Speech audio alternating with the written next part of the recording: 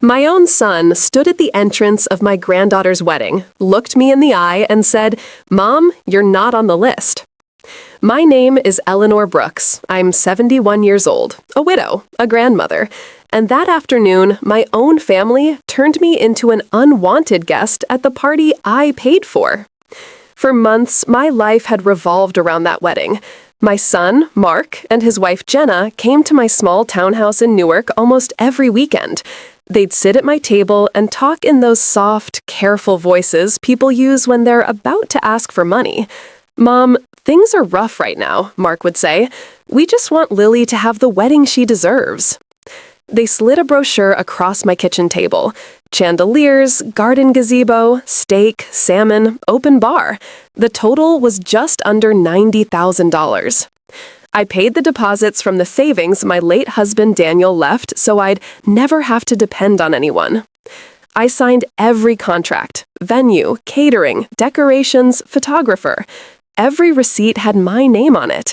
I wasn't just a guest. I was the one holding the whole thing together. On the day of the wedding, I put on a lavender dress I'd saved for something special. I wore my mother's bracelet and my good perfume. In the mirror, I saw a woman who had done her best for her family. I wanted Lily to see a happy grandmother, not a burden. When the rideshare dropped me at Maple Ridge Hall, the place looked like a dream. Flowers on the arch, lights in the trees, guests laughing, taking pictures. Someone called, "You must be so proud, Eleanor." I was, right up until I reached the doors. Mark and Jenna were greeting people. I walked up with my arms open. "Mark, honey, everything looks wonderful," I said. He didn't move. His eyes went flat. "What are you doing here, Mom?" he asked. I laughed, waiting for the joke. "What am I doing here? I came to my granddaughter's wedding." He grabbed the coordinator's clipboard and ran his finger down the guest list. Conversations around us dipped. People turned to look. "Your name's not on the list," he said, louder. Heat rushed to my face. "Mark, stop. I helped check that list. I paid for those invitations." "Then there must have been some mistake," he said.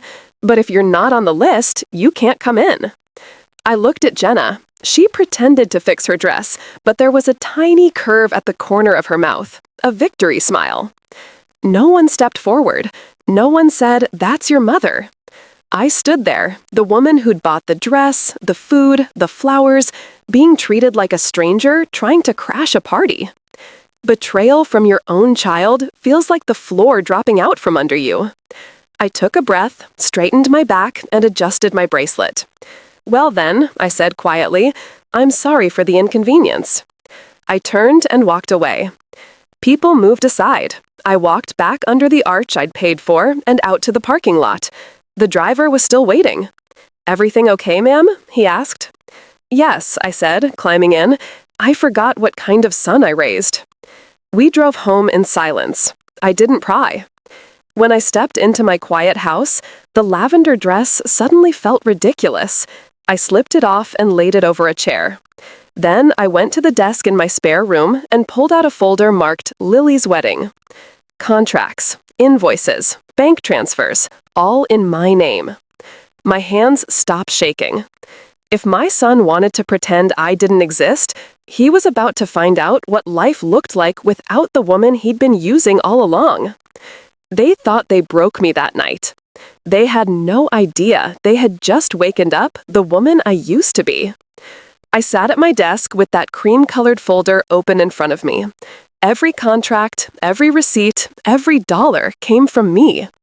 The humiliation still stung, being turned away by my own son, but underneath that pain, something steadier formed, a plan.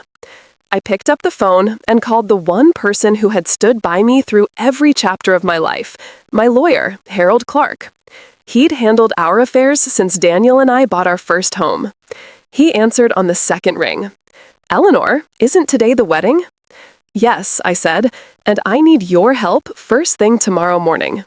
His tone changed instantly. What happened? I paid for a wedding I wasn't allowed to attend. Silence, then a low, angry breath. "I'll be there at 9. When I hung up, I finally let myself sit back. I didn't cry.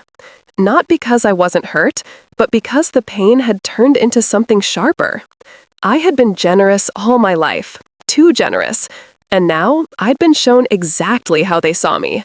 Not as a mother, not as a grandmother, but a wallet that never ran dry. That night, I barely slept. I sat in my living room, the lavender dress draped over the armchair, the clock ticking like it was counting down to something new. At 9 sharp, my doorbell rang. Harold stood there, eyes wide, the moment he saw my face. Inside, he sat at the table and flipped through the folder. "Every contract is in your name," he said. "You funded everything. Legally, you were the host of the entire event," I said. "The host who was told she wasn't on the list," I said, in front of nearly 200 people. "That wasn't just disrespect," he said. "That was public humiliation." He looked up at me. "Eleanor, what do you want to do?" At first, I thought I wanted an apology, then compensation. But the truth hit me hard and clear. "I want my life back," I said. Harold nodded slowly. "Then I'll need to know exactly what Mark and Jenna have been using." I opened another drawer and placed a blue folder in front of him. Everything.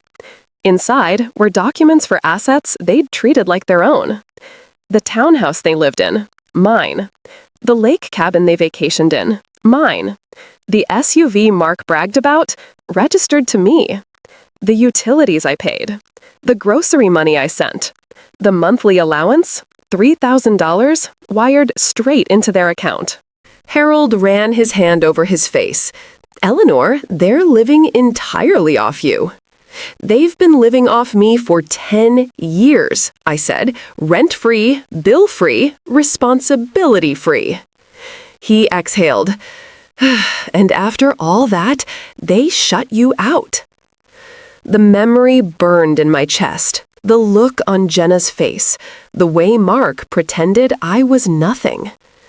"Let's start with the townhouse," I said. "I want them out, legally."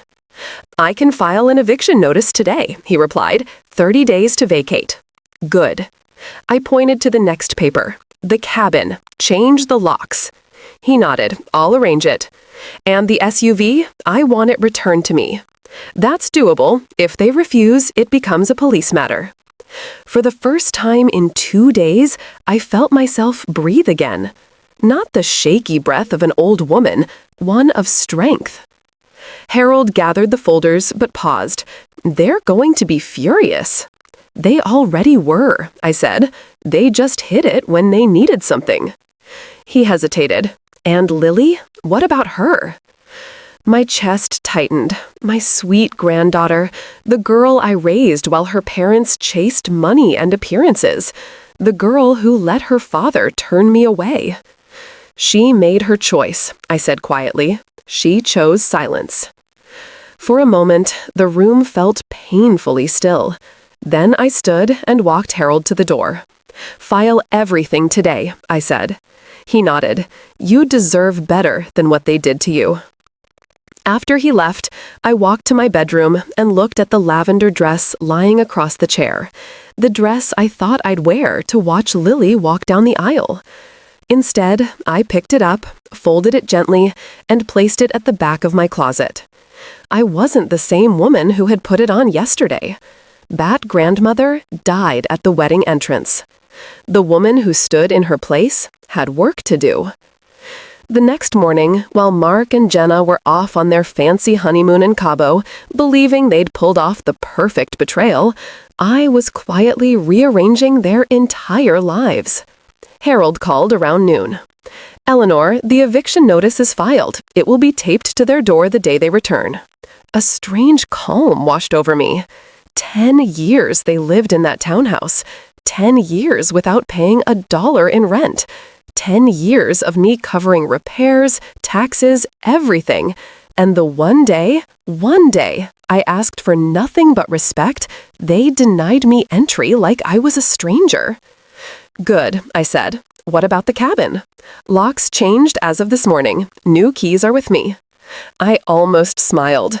That cabin was the one place they loved showing off online, calling it our little getaway. Funny how people can claim ownership of things they never paid for. And the SUV, I asked.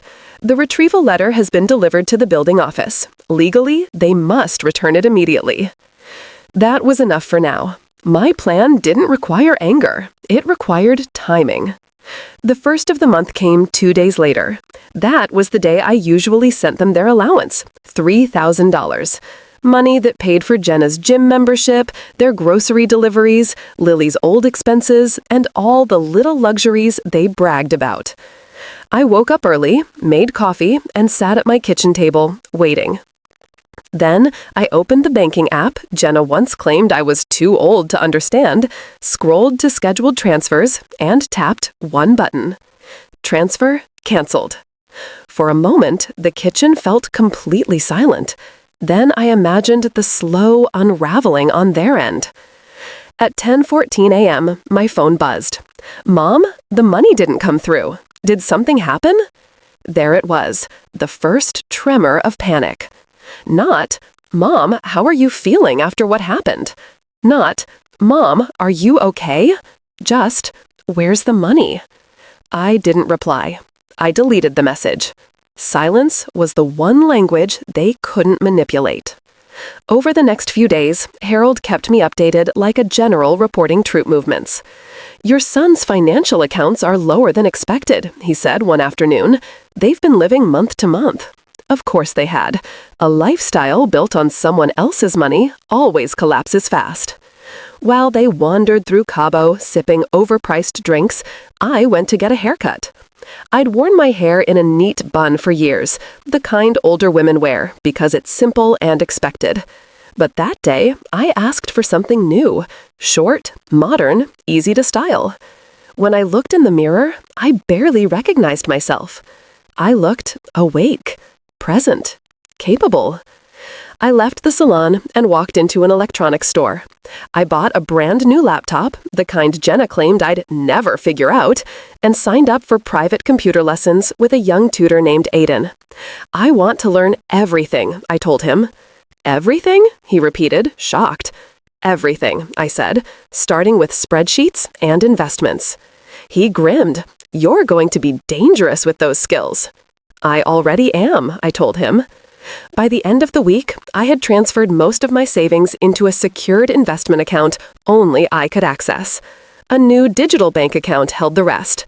The old accounts, the ones Mark knew about, contained exactly $500. Let them try their tricks now. On Saturday, the day before their flight home, I drove to the cabin. I hadn't driven in years, but the moment my hands touched the wheel, it felt like something old and familiar inside me clicked back into place. When I arrived, the cabin was quiet. No perfume lingering, no half-empty wine bottles, no photos of them on the mantel. I opened the windows and let the lake breeze in. Then something unexpected happened. I sat on the porch and cried. Not from pain, not from betrayal. Relief. Deep, full relief. For the first time in years, I felt like I lived in my own life, not in the one they built out of my generosity. "I'm okay, Daniel," I whispered to the empty porch. "I'm finally okay." The next afternoon, their plane landed. I knew they would reach the townhouse around 8. By then, I had showered, slipped into my soft pajamas, brewed chamomile tea, and settled into my favorite armchair. At 8:15, on the dot, the phone rang. Mark's number. I let it ring 3 times. Then I picked up. "Hello," I said calmly. And the explosion on the other end shook the whole night. The moment I answered, Mark's voice came through so loud I had to pull the phone away from my ear. "Mom, what the hell is this? Are you out of your mind? Did you seriously have us thrown out of the townhouse?" Behind him, Jenna shrieked like a siren. "She's lost it, Mark. Call the police. She can't do this. She's old." I let them shout until their voices tangled together, then spoke in a steady tone. "Lower your voice, Mark. I can hear you just fine." "What is this eviction notice?" he demanded. 30 days? Mom, are you kidding me?" "No," I replied calmly. "It's a legal document. It means exactly what it says." "You're throwing your own son out?" he yelled. "No," I corrected. "I'm reclaiming my property. You'll need to find somewhere else to live." There was a stunned silence. He hadn't expected that. He had expected fear, tears, guilt, but not this. "This is because of the wedding, isn't it?" he finally said, softening his tone like he always did when he wanted something. "Mom, come on. Jenna didn't mean anything. She was stressed. There was a mix-up with the list."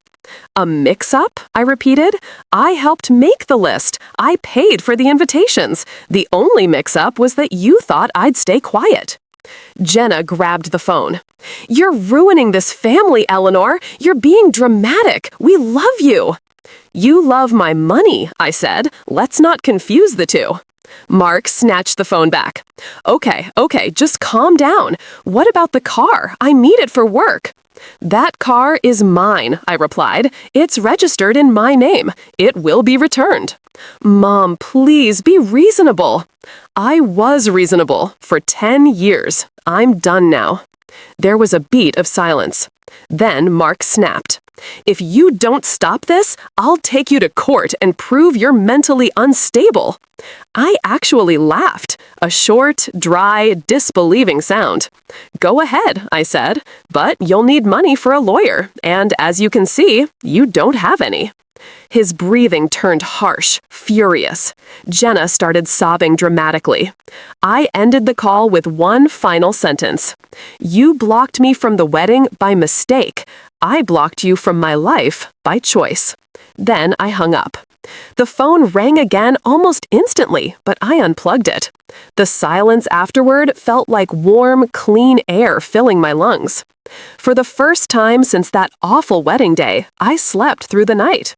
When morning light came through my blinds, I brewed my coffee and opened my new phone, the one Mark didn't know existed. 37 messages, every one from them. "Mom, please, are you serious? You're destroying us. This isn't fair. Call me back. Call me back. We can talk. Mom, we can fix this. You owe us that." Owe them? Imagine that. I deleted every message. Later that day, while I was in my computer class learning how to create spreadsheets, life delivered the first consequence for their actions. Mrs. Howard, my neighbor 2 doors down, saw what happened and told me the whole scene later. Mark had put on his nicest suit and gone downstairs to take his SUV to work. He pressed the key fob. The car beeped. The garage gate did not open. "George," he shouted at the building's doorman, "open the gate." George stepped out of his booth holding a clipboard. "I'm sorry, sir, but I have specific instructions from the vehicle's legal owner, Mrs. Eleanor Brooks. This car is not authorized to leave the building." Mark turned red. "What are you talking about? That's my car." "No, sir," George said gently. "It belongs to your mother. If you attempt to drive it out, I'll have to report it as a stolen vehicle." Jenna screamed. People stared. Neighbors whispered. My son, the same man who let 200 people watch him humiliate his mother, was now humiliated in front of the entire building. That was the moment the world stopped seeing him as a respectable businessman and started seeing him exactly as he had acted, a man living off his mother. He left the garage furious, dragging a taxi driver into his meltdown. By the time I got home from class, Mrs. Howard had already knocked on my door. "Oh, Eleanor, honey," she said, barely hiding a grin. "You should have seen their faces." "Did anyone get hurt?" I asked calmly. No, she said. "Just their pride." Good. Pride grows back slowly. Character grows back even slower. The next consequence hit them that same afternoon. No groceries delivered. Every credit card declined. No allowance coming. They could no longer buy even the basics without me. And the one thing spoiled people hate most is losing comfort. I knew what would happen next. They wouldn't call, wouldn't text. They'd come find me in person. And I was ready. I had just finished my computer class that afternoon, learning how to create charts in Excel, of all things, when I saw them waiting in front of my building. Mark and Jenna. They looked nothing like the power couple they pretended to be. Jenna's hair was a mess, her makeup smudged. She had that panicked look of someone's world had shrunk overnight. Mark looked worse, jaw clenched, eyes wild, anger radiating off him like heat.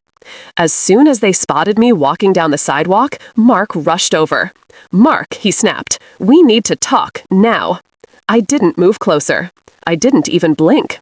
My doorman, Mr. Patrick, stepped forward, ready to intervene, but I lifted a hand. "It's fine, Patrick. I've got this." Mark tried to grab my arm. I stepped back before his fingers touched me. "Don't put your hands on me," I said quietly. "Mom," he barked, "this is insane. Just let us upstairs so we can talk."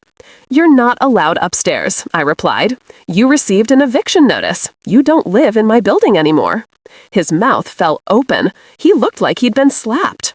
Jenna jumped in, voice trembling with fake fragility. "Eleanor, please, don't be cruel. We said we're sorry. The wedding list thing was a misunderstanding. The coordinator mixed it up." "That's a lie," I said simply.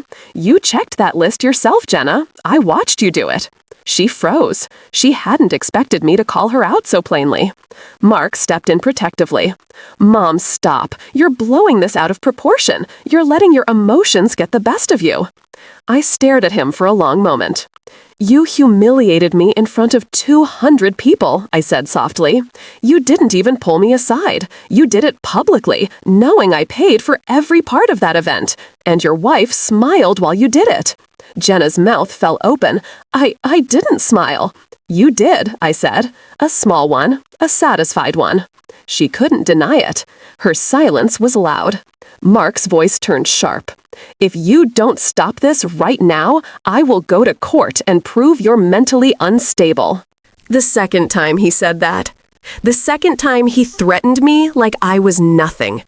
I reached into my tote bag and pulled out a folder, flipping it open right there on the sidewalk. "See this?" I said, holding out a paper. Mark hesitated, then snatched it. His cheeks flushed as he read it. "What's this?" he muttered. "An evaluation from a forensic psychiatrist," I said. 8 pages confirming I'm in perfect mental health. Jenna's jaw dropped. You planned this?" "No," I said. "You forced this." I looked at both of them, really looked. "You thought I was weak. You thought I was old and easy to manipulate. But I ran a business for 10 years without Daniel. I negotiated contracts bigger than anything you've ever handled. I know my rights, I know my money, and now I know exactly who you are." They both stood frozen, and for the first time, they looked small. I wasn't finished. "You two think I sold the trucking company and lived off retirement money?" I asked calmly. Mark swallowed. "Didn't you?" "No," I said, and my voice cut through the cold air like a blade. "I sold the trucks, not the warehouses." Their eyes widened. "I still own 6 distribution warehouses," I continued. "One leased to Amazon, one to UPS, one to a pharmaceutical company. Do you know how much rent I collect every month?" Mark looked sick. Jenna's legs wobbled. "You assumed I was running out of money," I said, "but I let you live off pocket change, and you still threw me away." Jenna grabbed Mark's hand, whispering, "Mark, she's serious." Mark looked at me desperately. "Mom, please, let's just go upstairs and talk." "No," I said, "we're done talking." I turned to the doorman. "Patrick, please call security. These two are trespassing." "Wait, Mom!" Mark yelled. But I stopped. And for the first time in my life, I didn't bend. "Don't call me Mom," I said quietly. "You lost that right at the wedding entrance." Security guards appeared. Mark and Jenna backed away, furious, humiliated, powerless. As I walked toward the building entrance, my phone rang. Unknown number. I answered. "Hello? Grandma?" A shaky voice. It was Lily. My heart tightened. After all this time, after all the silence, she was finally calling. "Grandma, Please, she cried. What's going on? Mom and Dad said you're losing your mind and you kicked them out of their home. I stepped inside the lobby, the doors closing gently behind me. And I knew that the next conversation was going to hurt the deepest. Grandma, please talk to me. Lily's voice trembled through the phone. Mom and Dad said you snapped, that you've been acting strange, and that you forced them out of their home. Her words stung, not because she accused me, but because she believed them before asking me a single thing. I took a slow breath as I walked toward the elevator. Lily, I said gently, I haven't lost my mind. I haven't snapped. I've simply opened my eyes. The elevator doors closed, sealing me in a quiet box of polished metal. Grandma, I swear I didn't see anything at the wedding, she cried. Everything happened so fast. That, I interrupted softly, that is the problem. Nothing happened fast. I was standing outside the entrance long enough for 200 people to see me. You didn't look for me. You didn't ask about me. You didn't even notice the empty front row seat meant for your grandmother. She sniffled. I thought maybe you were late. I was early, I replied, and your father made sure you never saw me. Silence. Only her quiet crying came through. When the elevator reached my floor, I stepped out slowly. Lily, I continued, I paid for your dress, your flowers, your reception. But respect is something no money can buy, and nobody gave me any that day. I'm sorry, she whispered, voice breaking. I should have asked. I should have checked on you. Sweetheart, I told her, I don't want your guilt. I want you to understand. Your parents didn't make a mistake. They made a choice. And silence is a choice, too. She cried harder. Grandma, what am I supposed to do? Live with your choice, I said softly, the same way I'm living with mine. She inhaled sharply, hurt. Does that mean you don't want to see me anymore? I didn't say that, I murmured. But the foolish grandmother who kept giving, and giving, she's gone. I can't keep hurting myself for people who see me as nothing more than a source of money. Grandma, I love you, she whispered. I love you too, I said. But love without respect is just pretty words. There was a long silence, then a soft, shaking, I understand. I ended the call gently and slipped my phone into my bag. I didn't cry. I didn't shake. The pain was there, yes, but it was clean, clear, like someone had finally cut the thorn out instead of letting it fester. 3 days passed with no calls from Mark or Jenna. Not because they'd given up, no. It was because rent was due, bills were due, groceries needed buying, and reality hits hard when money stops flowing. Harold called with updates like clockwork. They tried disputing the eviction, he told me, but they have no legal footing. Everything is in your name. Good, I said simply. And the car retrieval? Done, he replied. They hired a tow truck to bring it to my office garage. Mark didn't dare face you. Of course he didn't. People who dish out cruelty rarely handle it when life serves it back to them. By the end of the second week, word had quietly spread through their circle.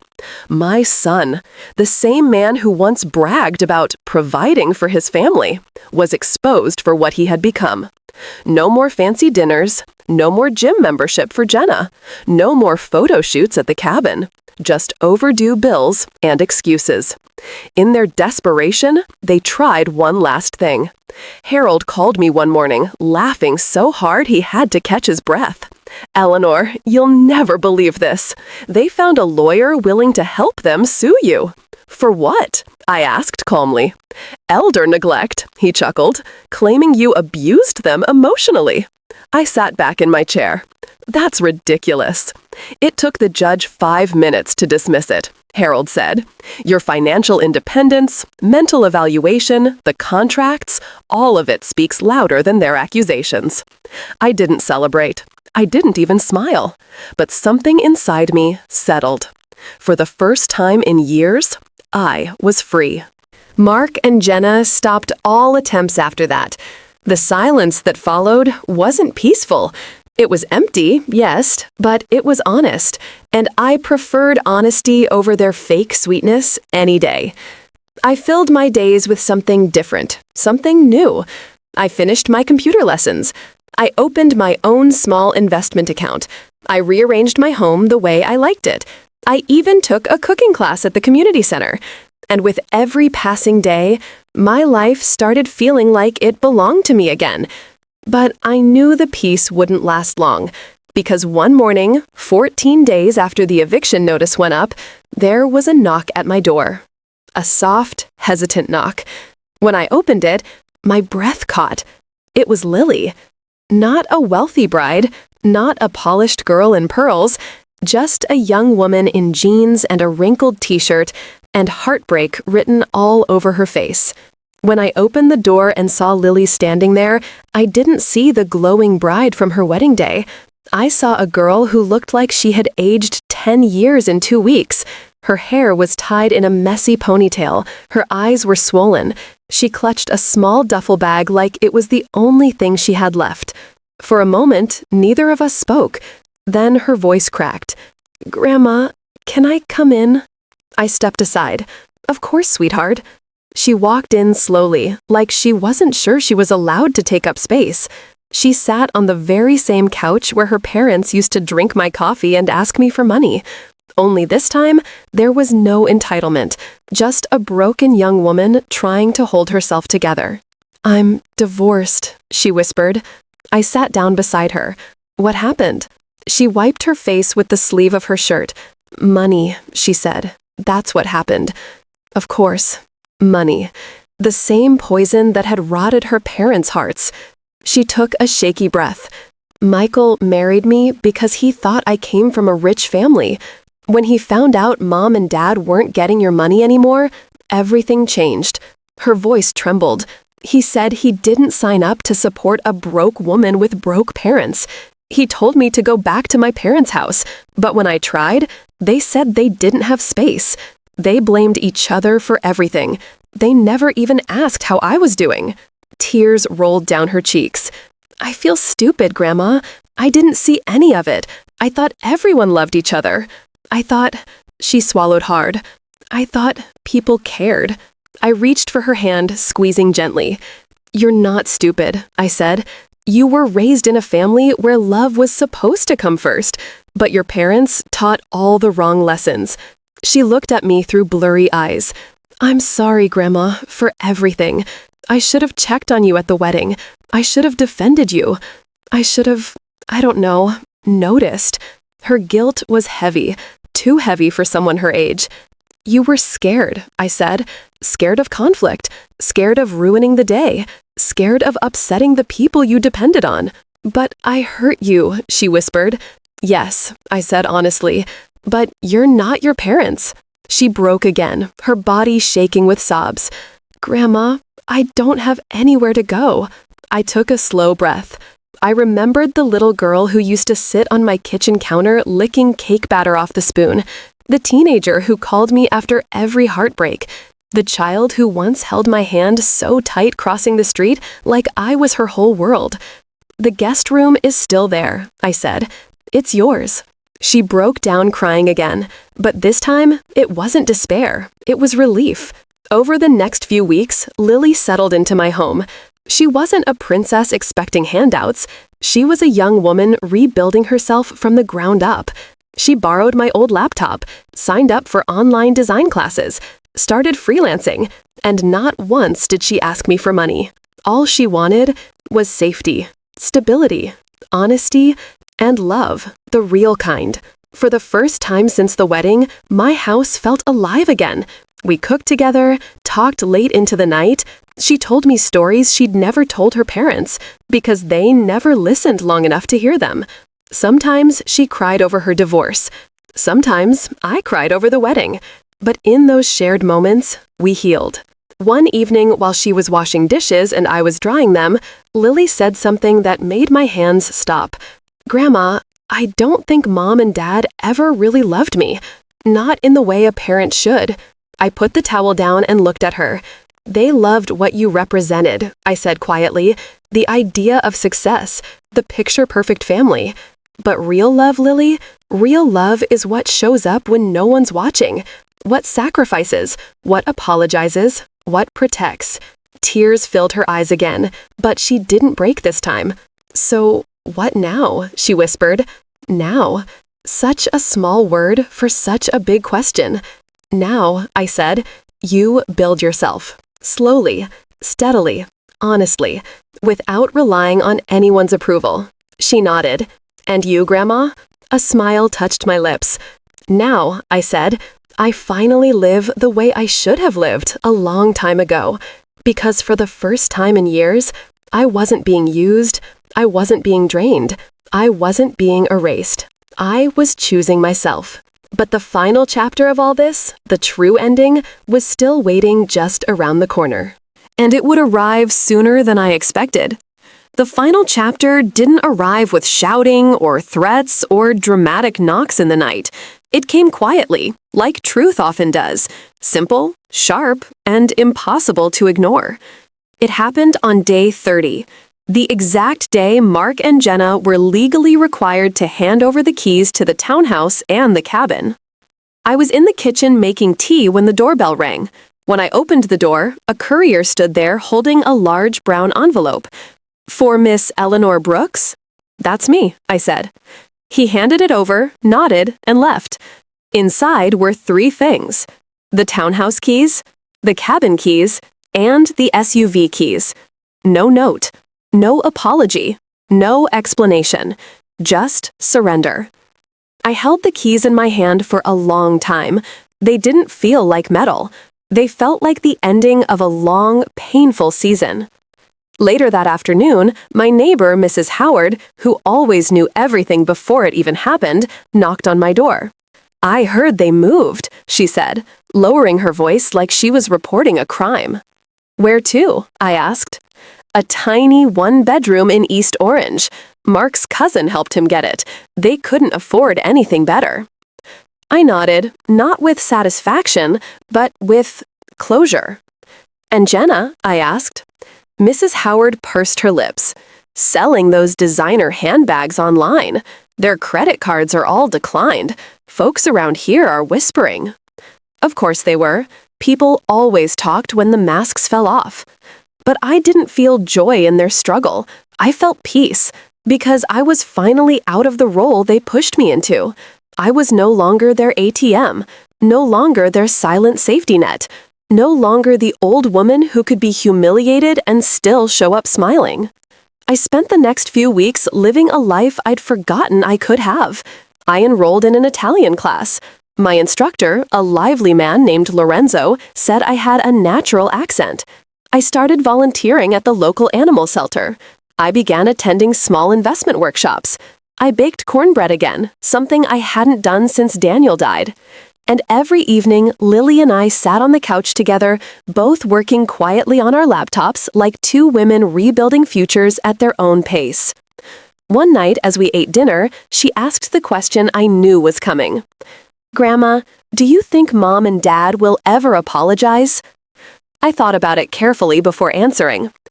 People who build their lives on pride rarely know how to bow their heads, I said, and people who live off others rarely learn gratitude. But do you think they'll change? She pressed. No, I said honestly, but you have. She looked down at her plate, smiling softly through tears. And you've changed too, she whispered. I nodded. I had to, or I would have disappeared. The truth was, I had already disappeared years ago, little by little. Every time I said yes when I should have said no. Every time I paid for something out of guilt. Every time I swallowed hurt to keep the peace. Every time I let myself be treated like a resource instead of a person. The night they denied me entry into the wedding I paid for wasn't just humiliation. It was resurrection. It was the moment I finally chose myself. Months passed, I sold the townhouse, used the money to fund the animal rescue program Daniel and I once dreamed about. I donated supplies to schools. I invested in workshops for seniors learning tech. I rebuilt my life with purpose, not guilt. Mark and Jenna never reached out again. Not for forgiveness, not for reconciliation, not even for show. And I didn't chase them. Some stories end with reunions, some end with regret, but mine ended with clarity. One quiet Sunday morning, I sat on my porch drinking tea when Lily came out with her laptop. "Grandma," she said shyly, "I just got hired for my first full-paying design contract." I looked at her, the girl who once followed the sound of other people's opinions but had finally found her own voice. "I'm proud of you, sweetheart." She hugged me tightly. "Thank you for giving me a place to start over." "No," I said softly, holding her hands. "Thank you for choosing to grow. That's something your parents never learned." She nodded slowly. "You know, sometimes I wonder what would have happened if Dad had just let you inside that day." I smiled a sad, small smile. "If he had let me in," I said, "I might never have walked into my own life." And that was the truth. The day I was pushed out of their celebration was the day I finally entered my own, and I haven't looked back since. If you were in my shoes, standing at the door of a wedding you paid for, facing the betrayal of your own child, would you have done what I did?